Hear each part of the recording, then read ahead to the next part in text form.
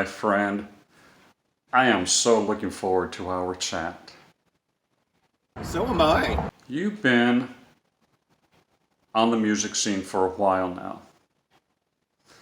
Tell us about your humble beginnings. Well, that's a good question because my beginnings were late humble. I was in the theater as an actor and a director. And so I was struggling with that career, which, as any actor director will tell you, is 80% auditions and interviews. The other 20%, if you're lucky, you're doing a commercial, a play, maybe a little film, or directing. I added director quickly because I liked doing it, and it doubled my chances for work. And then the other thing you do is you have your day job, which at the time was doing special events and fundraising for nonprofit groups, really big ones like Seattle Rep and Pacific Northwest Ballet, these types of organizations. And then what I would do is I had a small equity theater company which didn't have anywhere near their budgets, but working on special events, grants, and those types of things for the big guys made me more assured and made me certain that I was doing them correctly for my little group. How did you parlay this into the Victor Janusz'z band? When I was working for the theaters and those groups, they would always have a fundraiser or a special event night, and I would sit down and play the piano for 15 minutes or so. People would go, "Wow, where did you study music?" I go, "Oh, I didn't really study. I'm an ear guy. I learned by ear." And they would go, "No way. You have to have studied at some point." And I eventually thought about it and said, well, I had about 3 piano teachers over the years. When I was 8, when I was about 12, and then again when I was 17. They all fired me after a couple of months, saying, you're lost in your own little world. You don't want to look at the music. You hate reading music, don't you? And I go, absolutely, I don't like it. And they said, well, you're lost to the world. You'll never have a career in music because you'll never get into symphony because you hate reading. You won't be able to sight read. And I go, I don't want to be in a symphony. So eventually, though, these people would see me at a theater fundraiser, and one guy said, I want you to come to the hotel, the Sheraton. We want to give you an audition to be the piano player. And I went, oh my gosh, I can't. I would do the takeaway. I'd say, like, I don't think. I have to tell you this. I don't read music. I don't have a career in music. I'm an actor and a director. And they go, well, we want you anyway. We saw you playing the piano with the Rep, or we saw you at this other place. Just come to the audition. What's wrong with you? And so I went to this one audition, and they had me with other real piano players, and they had music, and they were playing all these great tunes. And I almost left that audition. I was last. And I played for the guy, the GM of the hotel, in fact, and he was talking to me. And I was talking back, and I go, I'm not getting this job anyway, so I was kind of playing poorly, but I was talking back to him, and he said, right after I was done with 10 or 15 minutes, he said, we'd like to hire you. We'd like to give you the job 5 nights a week. We'll pay you this amount of money. I said, wait a minute, why did you hire me? Those guys had a master's degree in piano playing. That other guy played Cole Porter, better than Cole Porter probably did. And he said, I remember he said, you know what that one guy told me when I was talking to him and he stopped playing? He said, if you have questions for me, wait till I'm finished. And so he didn't get the job. But he said, yeah, you can talk and play at the same time quite easily. And you look like you belong here in this Seattle Sheraton Gallery Lounge. And I did for a while. And then I just started getting work there. Suddenly I was working full-time as a piano player. I started a band, I started a jazz trio, and I asked everybody in these groups, quick, teach me how to write a lead sheet. And they'd go, oh, I had a real classical bass player, who's still my bass player, and he goes, you're lucky because you could play by ear and you could improvise till the cows come home. You just want to learn this song and play music all night long. Perfect for what we're doing. And he has many degrees. So I go, okay. So the first 2 years, I thought I was an actor pretending to be a piano player and a professional musician. I felt like I was going to be caught, as a fraud. But then I learned more. I was kind of what they call a gutter musician. You learn by working in the clubs and all that. It's an old stereotypical name for a guy who learns by doing. Billie Holiday's musicians. I once asked, as a matter of fact, the great Elmer Bernstein, an Oscar-winning composer, he came to teach at my college, and I asked him about his musicians when he recorded all these great film scores. And I said, what about, he said, they all have to be highly trained musicians to work with me. You know, and I was talking a little bit about myself, and he said, yeah, you'll never have a career in music. I said, what about Billie Holiday's musician? He went, oh, they're all gutter musicians. They learn by ear in the streets of Harlem. They're not real musicians. And I was like, whoa. I hope the family of Elmer Bernstein isn't mad at me for saying that. So I'm a gutter musician. That's how it started. I can't stop talking. Now, throughout the years, you've developed a significant following, a loyal following at that. Your fans are really nice and caring people. I've met a few of them. Well, there's about 60 of them.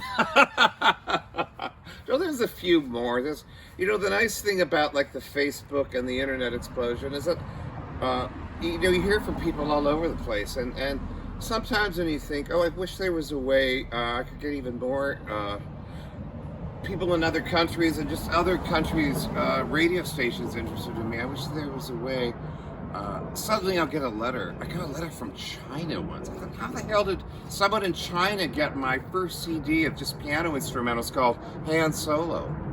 Pianoman. I don't know how the person got it. So how many original studio albums have you released to date? Oh, well, we just released, this year we just released a retrospective of my work as a composer and songwriter. It's called A Song to Love, and it's all my, the best of my original songs from 2004 to 2020. There's 17 tracks. This is CD number 5. So the first one was in 2002, and it was just instrumentals with bass on a couple items. That was Spencer Huveskelin, who's still my bass player. That was called Han Solo. 3 years later, I came out with my very first CD, presenting myself as a singer-songwriter with a band. And that was called Cosmo Street. 10 years later, remember there was a recession and all that, recording's quite expensive. We came out with our next album, which was kind of the definitive one of my sound, which is kind of a rock and blues sound, driven, piano driven, and my style is very jazzy, everybody says.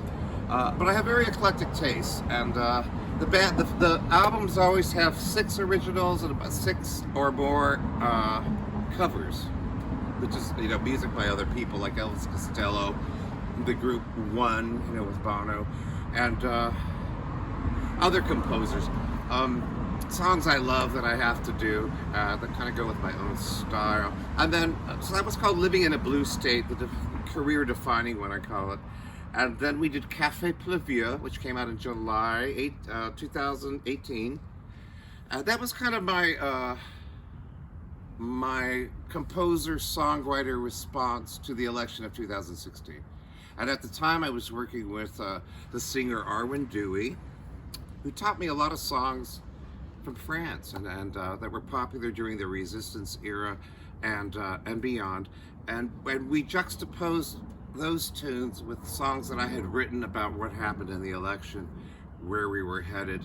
The opposition to the elected president was called the Resistance, so there were all these similarities happening. It was a very exciting project, and it was conceived by my working with Arwen Dewey and a young sax player named Medeiros Dixon. We worked regularly together. Medeiros would meet with me weekly to rehearse, and suddenly I realized when people get more involved with you, they really impact your concept of what you're doing and what you're trying to say and where you're going with it all. So that was an exciting discovery for me. And then I decided just to pick the best of the last 16 years, put them on a retrospective album.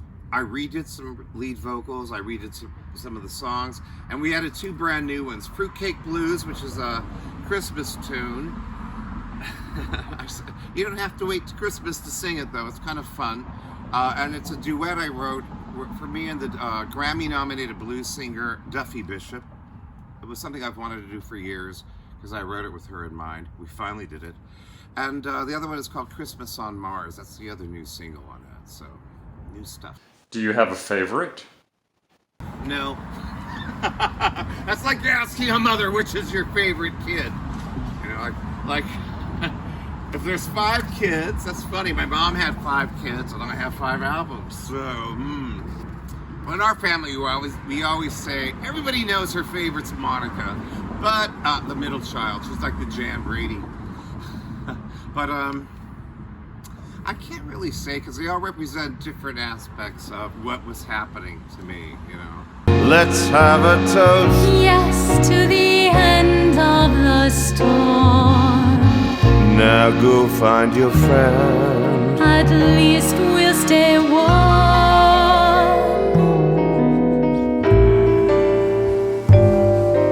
Was there any one song that seemed to be a particular challenge to record? Was there any one baby that was harder to deliver than the others? Let me see. They all present their own unique challenges.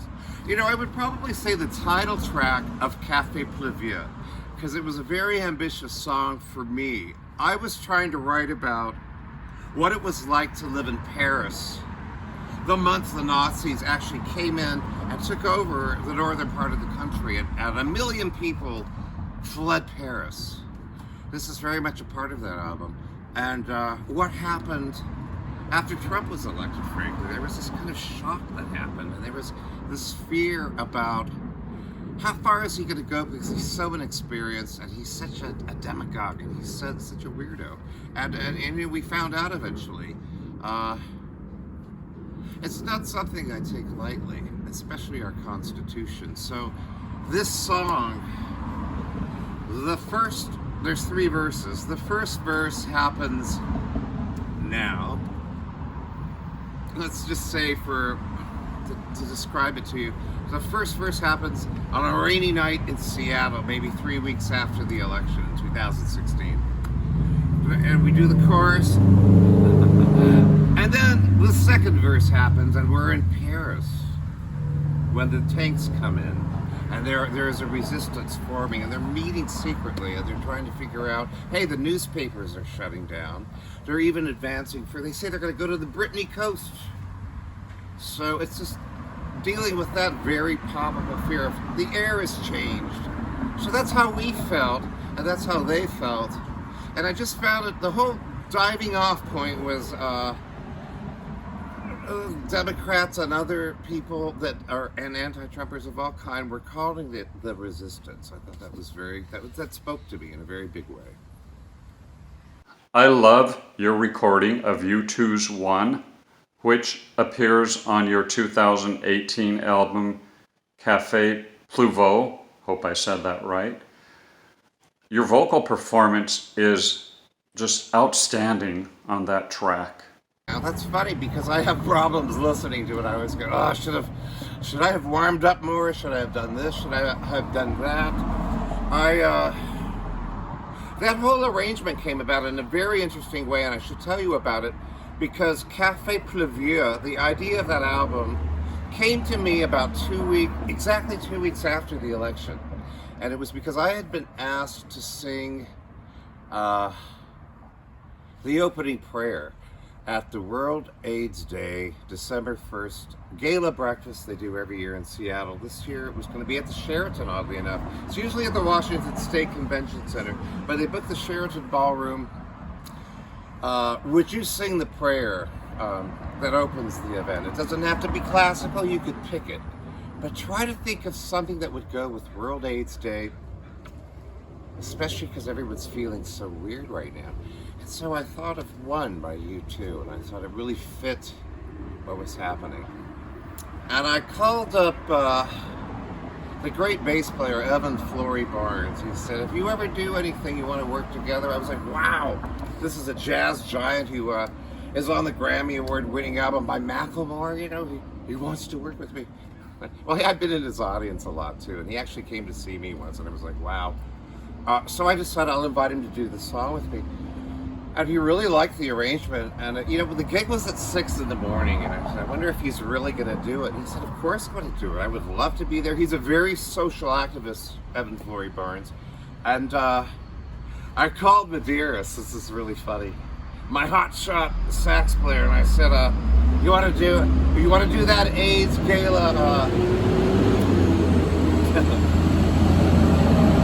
There go the tanks now.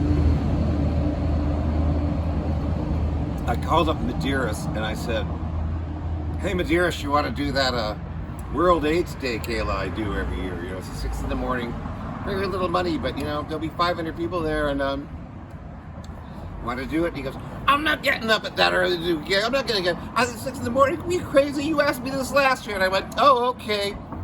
Guess I'll just have to do it with Evan Flory Barnes by myself. And he was like, I'm in, I'll do it. So we did it, and some people came up to me I've known for 20 years. I say they have my records, they listen to all the music, and they go, I didn't know you were a singer. Good Lord, that was amazing. And I went, 6 in the morning, how amazing could it have been? But I had really started getting into the way we did it, and the way I arranged it, and I said, Evan, should I change anything? And he said, no. That bizarre key change that goes into the sax solo, how did you come up with that? And I went, I'm not really sure. I just thought I should set up a solo nice, and that kind of happened organically. And he said something like, gee, an A flat minor key and going into a C minor, that was really brilliant. I went, great. So I was excited by it. I thought the arrangement maybe it was fine the way it was, and we made a few changes. We went in and recorded the basic track in one take. I was real excited by that. Jacques Willis on drums. Spencer did bass because Evan wasn't available. I kind of like using Spencer on all the bass on my records. I split up the bass chords on Living in a Blue State, but everything else is all Spencer. And in a way, he's worked with me for 20 years, and it's kind of a out of respect, I think. And he's fantastic. He can do blues, jazz, classical, everything. I love all of your albums, but Living in a Blue State is my particular favorite. Give me a little background on the making of that album. Well, as I said earlier, between Cosmo Street and Living in a Blue State, there was a 10-year gap because there was that phenomenal recession. A lot of bands way more successful than me haven't made an album in 6-7 years. It's that damn recession. We did half the tours. I've never done the touring thing. I had a couple of anchor piano jobs here that kept me here, and I felt bad that I couldn't put a tour together really without jeopardizing that.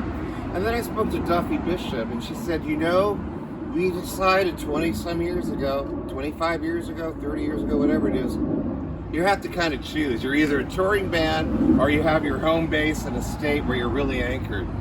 So then in a way we did both. You did it the anchor way and we did it the touring way, and we developed our own circuit. So I stopped feeling bad about, someone very successful told me that. So Living in a Blue State, it's funny.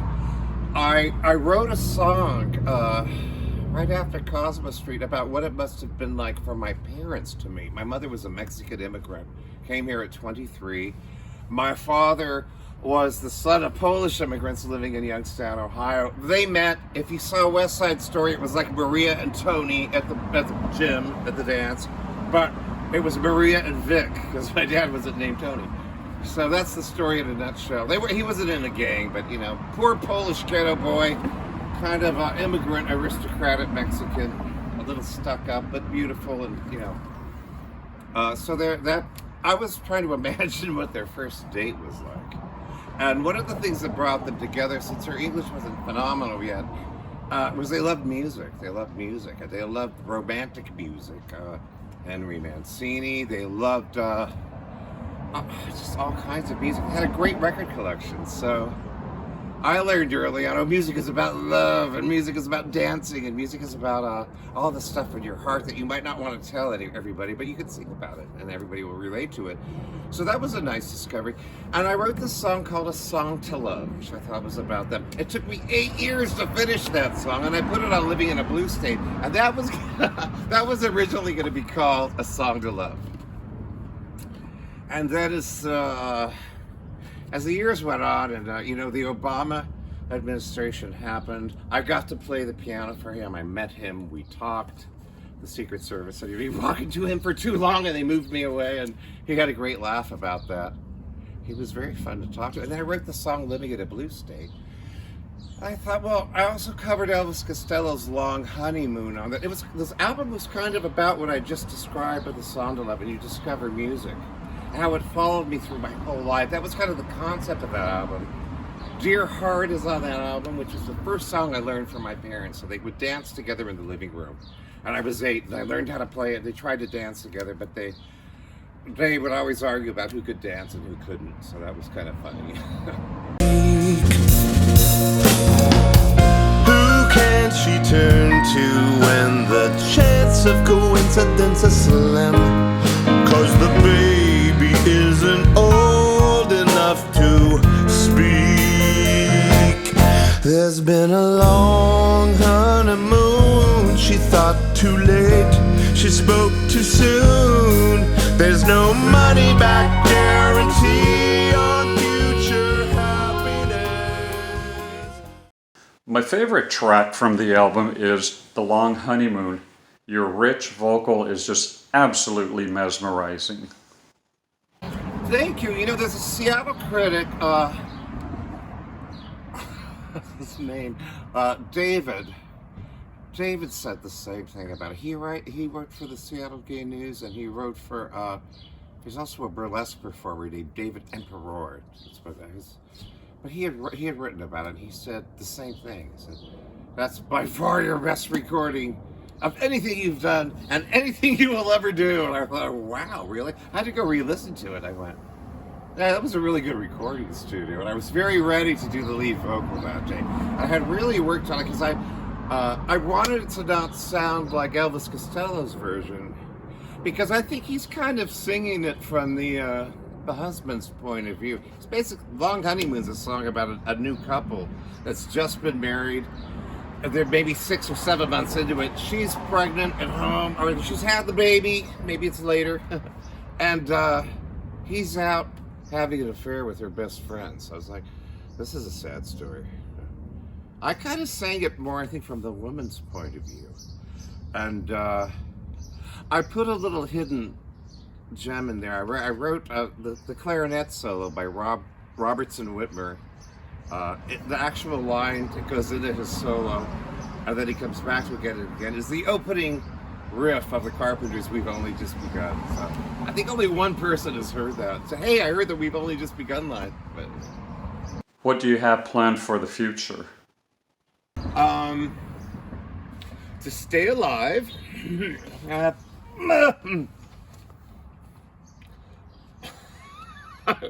don't want you to think, because I'm doing this interview, that I don't believe in the mask. Okay? So I have planned for the future. You know, that's a question I've got. I did a couple other radio interviews since March 15th, and it's like, what are your future plans and where are you booked? And I go, I'm not booked anywhere. I'm booked at home. I'm trapped at home in my music room, which I can't use during the day anymore because my twin sister has had to come home from Community Health Plans of Washington. She doesn't work at the office anymore. She does all the supervising from our house on the second floor. And much of it is by the Zoom or by, you know, the computer telecommute, whatever it is called, the Microsoft groups, you know, they're all having their meetings. So I can't be downstairs playing my grand piano. I play after 6 p.m., so I have to, the way it's helped me structure my time more. I'm also kind of a part-time counselor. This is a brand new field for me. It's completely undocumented. I'm completely untrained for it, but several of my friends are seriously depressed, and they tell me I need to talk to you on Mondays because you understand what I'm going through. And a lot of them are musicians. They go, "Are you getting a lot of stuff done?" Because I can't play. Some of them are classical musicians. Like, what do you mean you can't play? Don't you sight read and rehearse all day anyway? Yeah, but I can't do it alone, and I'm so depressed. And other people are going, aren't you going crazy without your bandmates? And I go, not really. I don't see them that much. But I have been getting, the one thing I can do is I've gotten a couple small creative writing projects done, which excites me. I go, yeah, I can do something. I can keep my mind on something. I'm having trouble reading books for some reason. So my plans are Well, one of the places I play at regularly is kind of negotiating me to come back maybe once a week in July. I did a trial run there last week. It's very strange. Nobody was in the restaurant. They were all sitting on the deck. So I was basically playing to the waiters, and they were all very sad because they were all masked, and they're not doing much talking to any customers. They're not making many tips, and they are all masked and sad, and they're cleaning constantly. They'll give them a wall to clean with Clorox and rags. And that's not what they're used to doing, you know.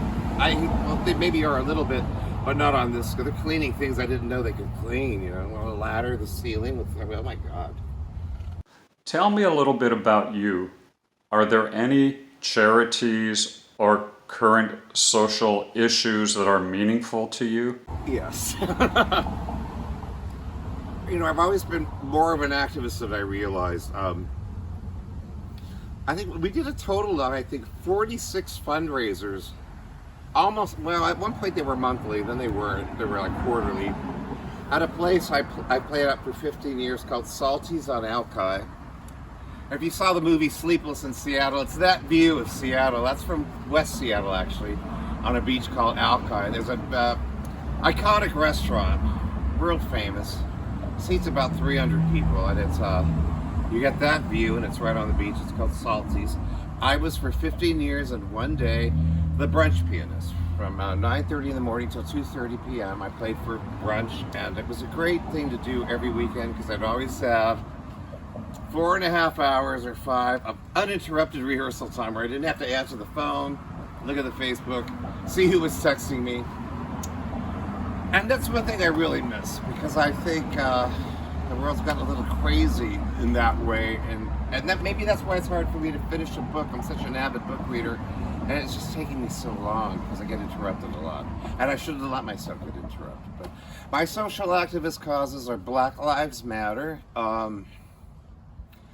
because it seems to be a cause that we as a country have been working on since we began. And I was surprised to learn the first slave ships came here in 1691, so long time. My sax player, Medeiros, both sides of his family have lived here in America since 1691, 1700. Longer than my family by far. Again, I'm the son of a Mexican immigrant, the grandson of Polish immigrants. Much longer, 300 years plus longer than Donald Trump's family. So Medeiros is more American than me and Donald Trump. So I don't understand why.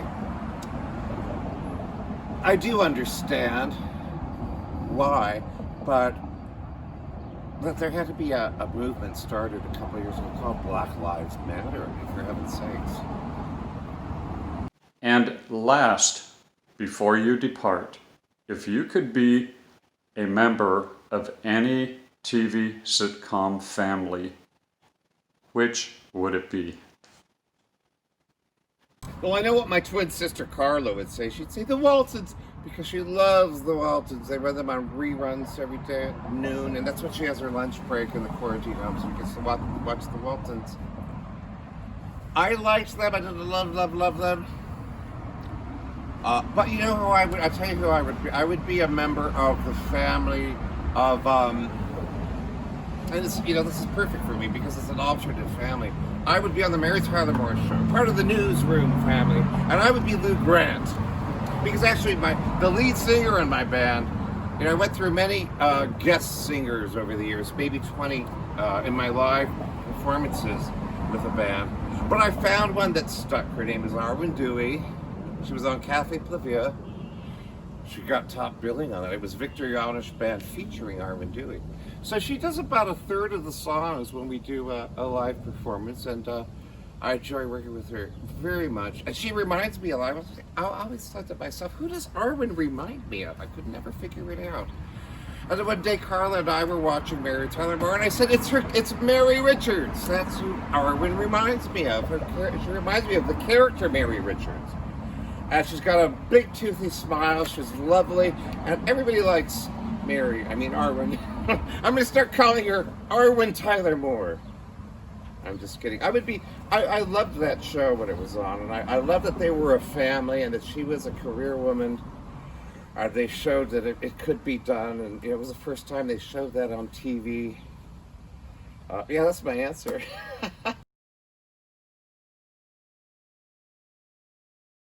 Well, thank you a lot, Victor, for spending time with me.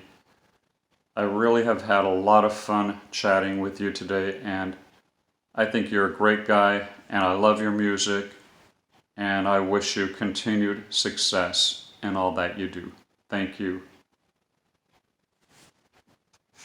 Likewise, thank you, Rick. Thank you for covering the band. It means a lot to us.